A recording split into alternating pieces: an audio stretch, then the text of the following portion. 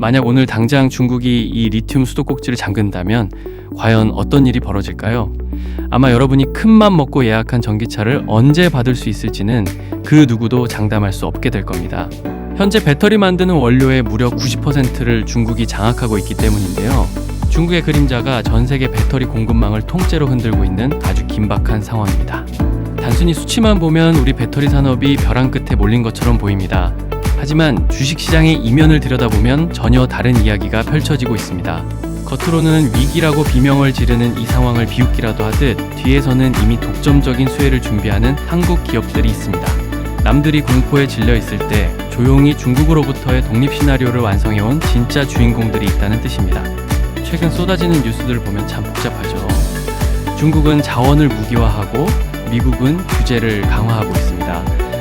이걸 아주 쉽게 비유해 보겠습니다.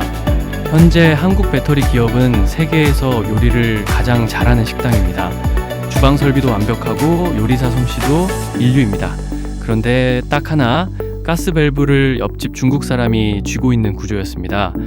요리를 하려고 할 때마다 밸브를 흔들며 우리 목줄을 쥐고 흔들었던 겁니다. 그런데 여기서 판을 뒤흔드는 반전이 일어납니다. 미국이 갑자기 앞으로 중국산 원료를 쓰는 식당 음식은 사 먹지 않겠다고 선언한 겁니다. 바로 미국의 보조금 규칙 때문인데요. 중국 재료가 단 1%만 섞여도 차 한 대당 약 1,000만 원이나 되는 보조금을 아예 끊어버리겠다는 거죠. 자동차 한 대 팔 때마다 1,000만 원씩 손해를 보게 된다면 어떤 제조사가 중국산을 쓰겠습니까? 이제 테슬라나 GM 같은 글로벌 거물들이 살기 위해서 한국 기업들에게 손을 내밀기 시작했습니다. 오늘 영상에서는 한국 배터리 산업이 단순한 제조를 넘어 어떻게 공급망의 주도권을 가져왔는지 그 실체를 분석해 보겠습니다.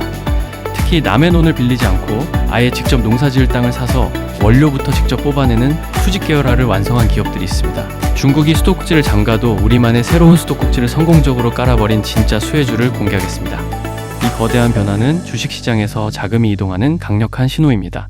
공급망을 장악한 종목 딱 3가지만 제대로 알고 계셔도 앞으로의 투자 방향이 완전히 달라지실 겁니다.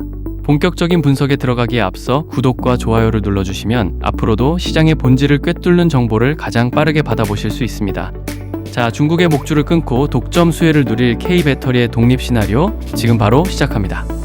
이러한 미국의 강력한 중국산 전기차 규제에도 불구하고 현실적으로 소재 자체를 통제하는 것은 불가능합니다. 여전히 한국 배터리의 핵심 광물 중 최소 70%에서 90%까지 중국에 의존하고 있기 때문입니다. 그래서 한국은 현재 국제안보지수에서 취약국가로 분류됩니다. 여기서 자원 보유국들의 태도도 180도 달라졌습니다. 멕시코와 볼리비아는 리튬 국유화를 공식 선언했고 이미 들어와 있는 중국 자본 외에는 신규 진입이 사실상 불가능한 시스템을 구축하고 있습니다. 중국은 여기서 만족하지 않고 전기차 모터의 핵심인 히토류 연구자석 제조 기술 수출까지 차단해버렸습니다. 쉽게 말해 자동차의 심장에 들어가는 자석 만드는 레시피를 절대 공개하지 않겠다는 겁니다. 게다가 중국 내 리튬 선물 시장에 투기 자금이 몰려들면서 한 달 만에 가격이 20% 이상 널뛰게 하는데 배터리 제조사 입장에서는 원자재 가격이 롤러코스터를 타는 셈입니다. 설상가상으로 유럽 수출 시에는 탄소 국경 조정 제도라는 장벽이 기다립니다. 중국 공장 제품은 탄소 배출량이 많다는 이유로 관세 폭탄을 맞고 결국 한국 기업들이 그 부담을 떠안게 됩니다. 여기에 홍해 분쟁 같은 지정학적 리스크가 터지면 중국 원자재 운송비가 평소의 3배까지 치솟습니다. 핵심을 정리하겠습니다. 현재 한국 배터리 산업은 기술 경쟁 구도가 아닙니다. 중국이라는 단일 국가가 밸브를 완전히 장악한 구조 속에서 간신히 숨통을 유지하는 형국입니다. 그래서 업계 안에서는 이런 표현이 공공연히 나옵니다. 중국이 밸브를 잠그는 순간 한국 배터리 공장은 멈춘다. 듣기만 해도 아찔한 이야기죠. 하지만 여기서 많은 분들이 또 한 가지 오해를 합니다. 그럼 한국 배터리 산업은 끝물이네? 전혀 그렇지 않습니다. 미국과 유럽이 중국 의존도를 끊어내기 시작하는 순간 그 공백을 누가 선점하느냐의 전쟁이 본격화됩니다. 이것이 바로 앞으로 자본이 이동할 방향이고 다음 섹션에서는 이 전쟁이 어떻게 생산 경쟁에서 자원 선점 경쟁으로 판도가 바뀌는지 보여드리겠습니다. 중국이 공급망을 흔들어대는 동안 한국 기업들은 그저 당하기만 했을까요? 절대 아닙니다. 지금 배터리 시장에서 벌어지는 실제 싸움은 기술력 대결이 아니라 자원 선점 전쟁입니다. 공장을 많이 세우는 게 승리 조건이 아니라 누가 먼저 리튬이 매장된 땅에 깃발을 꽂느냐가 게임의 룰이 됐습니다. 비유하자면 이렇습니다. 과거에는 라면을 맛있게 끓이는 업체가 시장을 지배했다면 지금은 밀가루 공장, 스프 제조 시설, 나아가 밀밭까지 직접 소유한 업체가 승리하는 구조로 완전히 재편됐습니다. 자, 중국이 언제든 잠글 수 있는 수도꼭지 아래에서 우리 기업들은 과연 어떤 선택을 했을까요? 그들은 단순히 요리를 더 잘하는 법을 연구하는 데 그치지 않았습니다. 중국이 장악한 밸브를 아예 우회해서 우리 집 앞마당에 새로운 수도관을 직접 깔아버리는 결단을 내린 겁니다. 앞서 말씀드린 것처럼 이제는 라면을 잘 끓이는 기술보다 밀밭을 누가 가졌느냐가 부를 결정하는 시대입니다. 한국의 배터리 기업들은 이 냉혹한 게임의 룰을 가장 먼저 파악했고 전 세계를 무대로 거대한 자원 자립 시나리오를 가동하기 시작했습니다. 그 독립 시나리오의 첫 번째 주인공, 바로 포스코홀딩스입니다. 포스코홀딩스는 식재료 창고를 가진 사람이 시장을 지배한다는 원칙을 주식시장에서 가장 완벽하게 실천하고 있는 기업입니다. 남의 밭에서 비싼 돈을 주고 재료를 사오는 대신 아예 지구 반대편 남미 아르헨티나로 달려가가 서울시 면적의 수배에 달하는 거대한 소금 사막, 옴브레 무에르토 염호를 통째로 사버렸습니다. 이 선택이 왜 대단한 걸까요? 여기서 포스코만의 필살기인 DX 기술이 빛을 발하기 때문입니다. 예전에는 소금물에서 리튬을 뽑아내기 위해 자연 건조 방식으로 꼬박 1년이라는 시간을 기다려야 했습니다. 하지만 포스코는 이 기간을 단 한 달로 줄여버리는 혁신적인 공법을 완성했습니다. 비유하자면 김치를 익히는데 1년이 걸리던 집이 단 한 달 만에 똑같은 맛을 내는 기술을 만든 셈이죠. 이제 중국이라는 중간 상인을 거칠 필요가 없습니다. 우리 소유의 논에서 캔 리튬을 우리 공장으로 직접 가져오는 산지 직송 시스템을 구축한 겁니다. 시장은 이제 포스코홀딩스를 단순한 철강사가 아닌 글로벌 리튬 광산주로 재평가하고 있습니다. 중국이 자원을 무기화하면 할수록 우리 논에서 직접 리튬 농사를 짓는 포스코의 가치는 천정부지로 솟구칠 수밖에 없습니다. 리튬 가격이 롤러코스터를 타도 원재료를 직접 쥐고 있는 주인은 결국 웃게 되는 구조를 만든 겁니다. 여기서 잠깐 우리 원데이 주식 구독자님들 영상에 집중하고 계신지 테스트 겸 여러분들께 선물도 드릴 겸 특급 퀴즈 하나 준비했습니다. 정답을 맞추신 분들은 댓글로 정답 번호를 남겨주시면 이어서 소개해드릴 원데이 구독자 전용 급등주 검색식 전부 무료로 전달해드리겠습니다. 그럼 준비되셨나요? 그럼 문제 드리겠습니다. 아르헨티나의 거대한 소금 사막을 사들여 직접 리튬 농사를 짓는 기업은 1번 삼성전자, 2번 포스코홀딩스, 3번 현대자동차. 댓글로 정답을 숫자로 남겨주시고요. 정답을 맞추신 모든 분들께 원데이 주식에서 준비한 급등주 검색식 100% 무료로 지급해드릴 테니까요. 많은 참여 부탁드립니다. 그리고 이 급등주 검색식은 계속해서 보완하고 업데이트 되니까요. 기존에 받으셨던 분들도 얼마든지 다시 새롭게 받으셔도 좋습니다. 이 시스템 특징부터 말씀드리면 완전히 수급 데이터 기반으로 작동합니다. 성공률이 90%를 넘고 진입 타이밍을 정밀하게 잡아냅니다. 선별 종목도 10개 이하로 극도로 압축됩니다. 뉴스 속보보다 훨씬 선행합니다. 장세와 무관하게 작동하고요. 청산 포인트는 추세 기준으로 통일 적용 가능합니다. 초보자도 즉시 활용할 수 있게 설계했습니다. HTS나 MTS 환경과 완전 독립적으로 빠른 세팅이 가능합니다. 어떻게 적용되는지 한번 보도록 할 건데요. 앞서 설명드린 대로 종목 숫자가 10개 미만으로 포착되고 시장 상황과 관계없기 때문에 여기 있는 조건 만족 시간, 포착 시간 자체가 상당히 중요합니다. 오늘 이 검색식에는 두 종목 정도가 포착됐습니다. 강원에너지, 중앙첨단 소재가 포착됐는데요. 자, 여기 보이시는 이 조건 만족 시간이라는 게 이 검색식에 포착된 시간입니다. 그래서 강원에너지 같은 경우 11시 18분에 포착됐고요. 중앙첨단 소재는 9시 45분에 포착됐습니다. 그래서 이 검색식 로직만 여러분들이 확보하신다면 주식 초보자분들도 매일매일 수익 내실 수가 있습니다. 그러면 실제로 이 종목들을 이 시간대에 매수했을 때 수익이 나는지 한번 확인해 보도록 하겠습니다. 자, 강원에너지부터 한번 보도록 하면 조건 만족 시간, 포착 시간이 몇 시입니까? 11시 18분입니다. 자, 보시는 것처럼 강원에너지 11시 18분이라고 되어 있죠? 주가 얼마입니까? 13,190원입니다. 자, 여러분 기억하셔야 돼요. 이때 주가가 13,190원입니다. 자, 그리고 이 종목 최고가를 언제 갔죠? 2시 6분에 최고가 15,040원까지 상승했습니다. 자, 11시 18분에 매수했으면, 이 가격에 매수했으면 2시까지 끌고 갔을 때 수익률 10% 정도가 나온 겁니다. 자, 이해되시나요? 그러니까 검색식에 포착된 종목만 하시면 되는 거예요. 자, 중앙첨단 소재도 보도록 하겠습니다. 9시 45분에 종목이 포착됐습니다. 자, 여러분들이 9시 45분에 검색식을 통해서 매매를 하신다면 주가 지금 얼마입니까? 9시 45분에 3,450원이었습니다. 자, 그럼 이 구간이거든요. 이 구간에 3,450원. 자, 잘 기억하세요. 자, 그리고 이 종목 언제 고가 갔나? 11시에 최고가를 찍었습니다. 자, 그러면 9시 45분부터 11시까지 끌고 갔을 때 수익률 몇 %죠? 수익률 몇입니까, 여러분들? 12% 정도가 수익 구간이 나온 겁니다. 그래서 검색식 지금 알고리즘이 잘 맞아떨어져서 적중률이 매우 괜찮다고 보시면 돼요.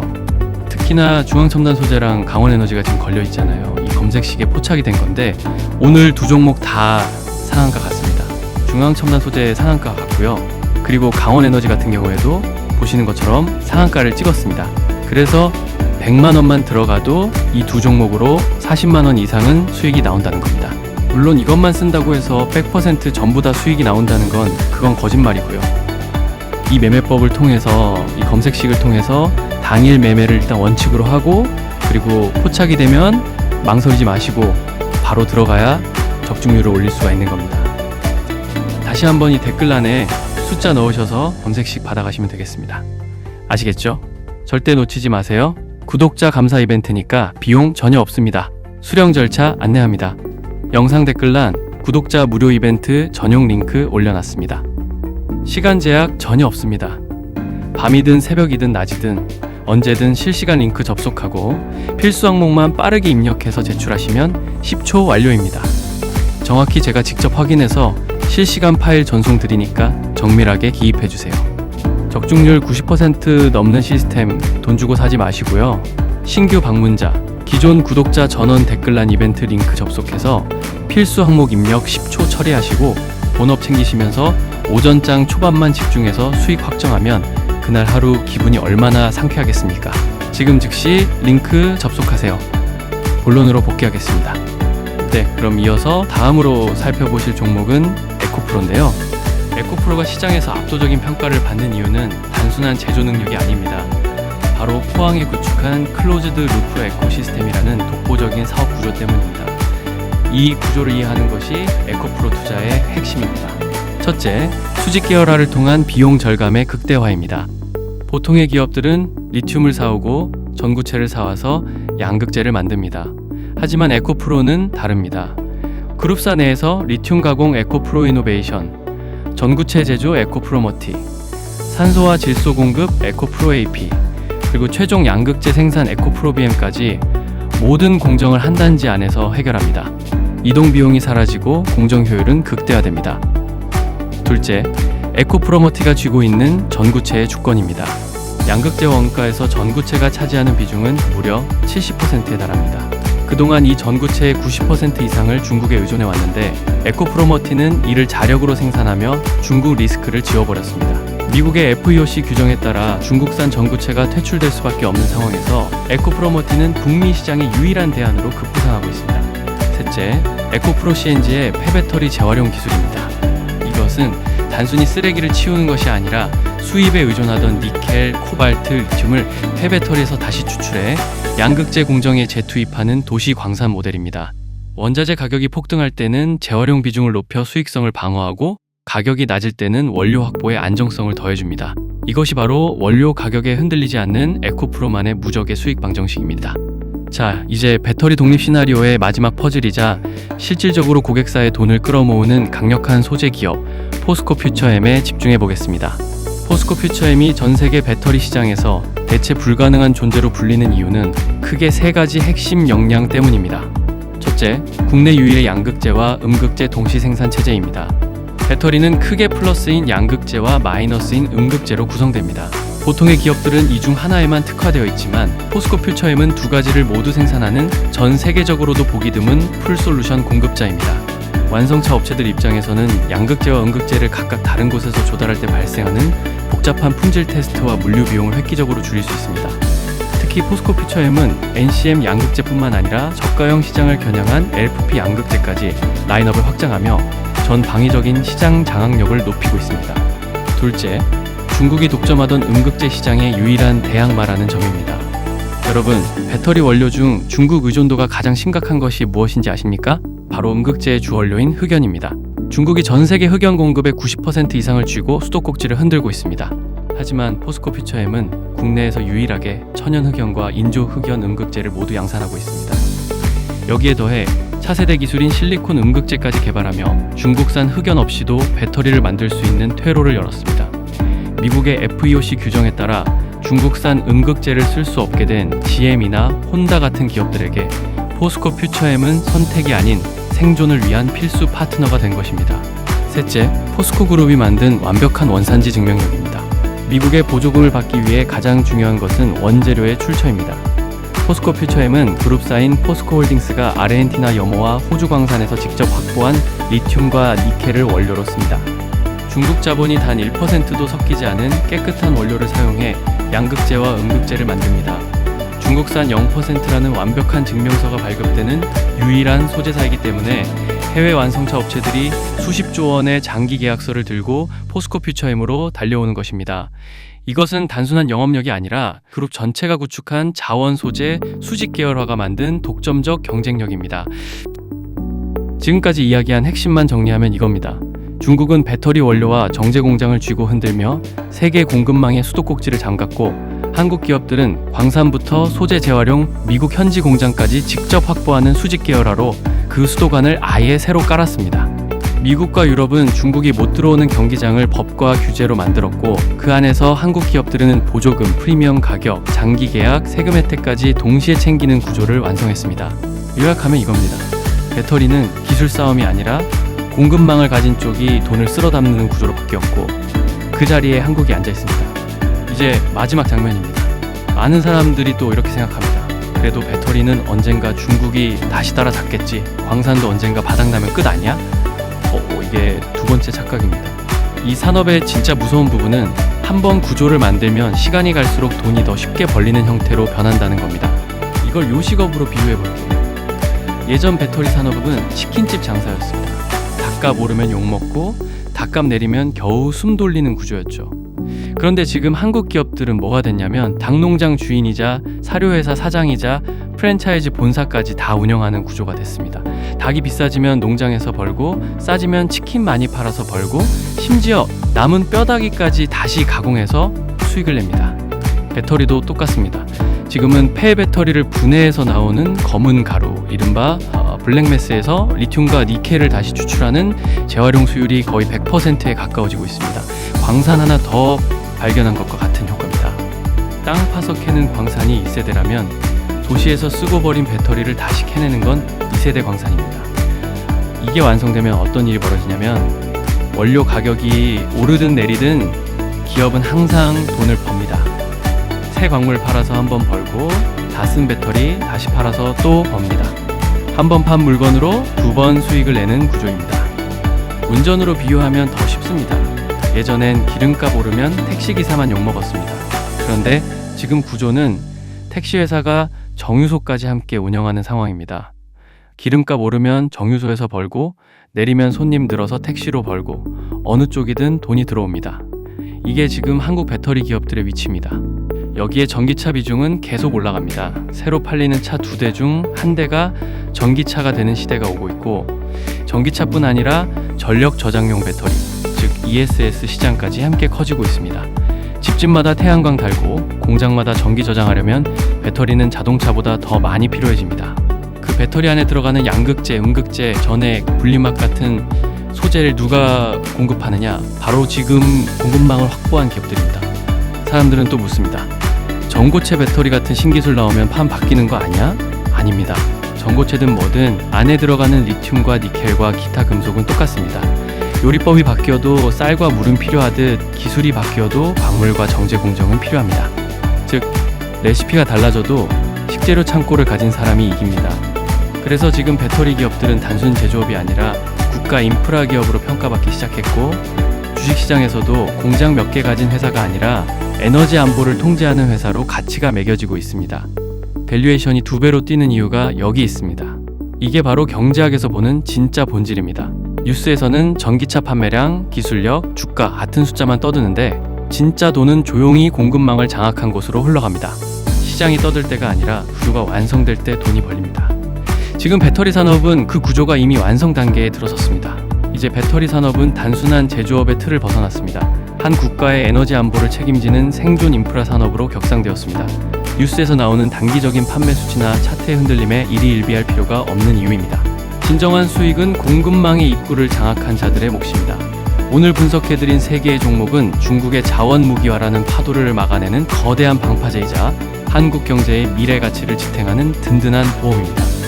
구조적 성장이 확정된 구간에서 본질적인 가치에 집중하는 투자자만이 다가올 배터리 독점 시대의 과실을 누리게 될 것입니다. 오늘의 분석이 여러분의 현명한 투자 판단에 지침이 되기를 바랍니다. 영상이 도움되셨다면 구독과 좋아요를 부탁드리며 더 깊이 있는 종목별 리포트가 필요하신 분들은 고정 댓글을 확인해 주시기 바랍니다. 시청해 주셔서 감사합니다.